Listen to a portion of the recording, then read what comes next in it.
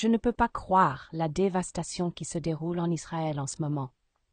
Des rapports récents indiquent qu'au moins 356 vies ont été perdues en raison de l'escalade de la violence, les frappes ciblant les positions du Hezbollah à travers le Liban s'intensifiant. Le conflit a de profondes racines historiques, mais cette dernière montée des tensions a commencé lorsque celles-ci ont éclaté en raison de disputes territoriales et d'un bouleversement politique.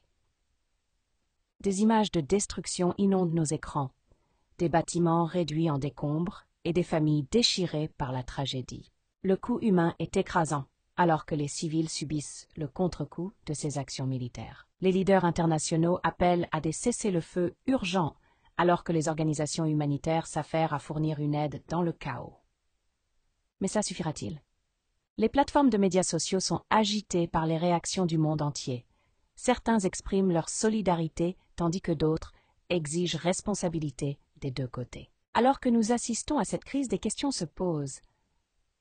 Que peut-on faire pour favoriser la paix? Comment assurer que de telles tragédies ne se répètent pas? Cette situation nous rappelle à quel point la vie peut être fragile au milieu des conflits géopolitiques. Engageons-nous dans des conversations significatives sur des solutions plutôt que de simplement partager des gros titres. Quelles sont vos réflexions sur la manière dont nous pouvons contribuer à une résolution pacifique? Partagez vos idées ci-dessous.